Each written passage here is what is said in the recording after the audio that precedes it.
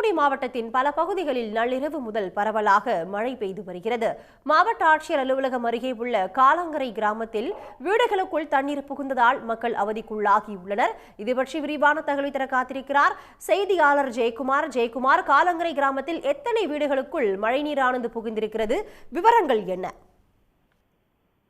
தூத்துக்குடி மாவட்டம் மற்றும் மாநகர பகுதிகளில் 17ஆம் தேதி வரை கனமழை பெய்யும் என வானிலை ஆய்வு மையம் ஆரஞ்சு அலர்ட் கொடுத்து எச்சரிக்கை விடுத்திருக்கிறது.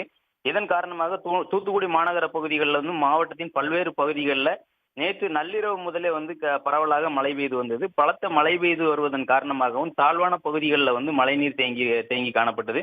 தூத்துக்குடி மாநகர பகுதிகளில் பழைய மாநகராட்சி அலுவலகம் மற்றும் அந்தோணியார் கோயில் தெரு, SS பிள்ளை தெரு, 1வது ரயில்வே கேட் பகுதி, காந்தி சிலை பகுதி, தமிழ் சாலை உள்ளிட்ட பல்வேறு பகுதிகளில் மழைநீர் தேங்கி குளம் போல காட்சியளித்தது. தூத்துக்குடி மாநகராட்சி அலுவலகம் அருகே உள்ள காலங்கரை கிராமத்தில் நேற்று இரவு முதல் பெய்த கனமழை காரணமாக வீடுகளுக்குள் தண்ணீர் புகுந்தது. சுமார் அந்த பகுதியில் இருக்கக்கூடிய 5க்கும் மேற்பட்ட வீடுகளுக்குள்ள தண்ணீர் தேங்கி இருந்தது.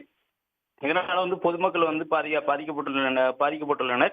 அந்த மக்கள் அத்தியாவசிய தேவைகளுக்கு தேவையான பொருட்களை மட்டும் உயரமான பகுதிகளில் எடுத்து வைத்து பாதுகாத்து வருகின்றனர். அது மட்டுமல்லாமல் மாநகராட்சி நிர்வாகம் உடனடியாக இந்த தண்ணீரை அப்புறப்படுத்த வேண்டும் என்ற கோரிக்கையையும் வைத்திருக்கிறார்கள். தூத்துக்குடி 1ஆம் கேட் பகுதியில் உள்ள பேட்ரிக் சர்ச் என்ற சர்ச்சுக்கு உள்ளேயும் மழைநீரானது புகுந்திருக்கிறது. தூத்துக்குடி மாநகரத்தில் கடந்த 24 மணி நேரத்தில் 870.80 மில்லிமீட்டர் மழையானது பதிவாகி இருக்கிறது.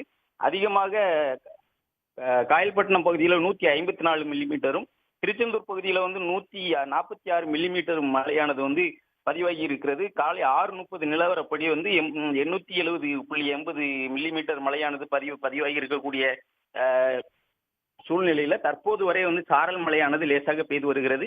இரவு பெய்த கனமழை காரணமாக மாநகரம் முழுவதுமே தாழ்வான பகுதிகளில் தண்ணீர் தேங்கி இருக்கிறது. தற்போது மாநகராட்சி நிர்வாகம் உடனடியாக தண்ணீரை அப்புறப்படுத்த நடவடிக்கை எடுக்க வேண்டும் என்ற கோரிக்கை வலுத்து வருகிறது.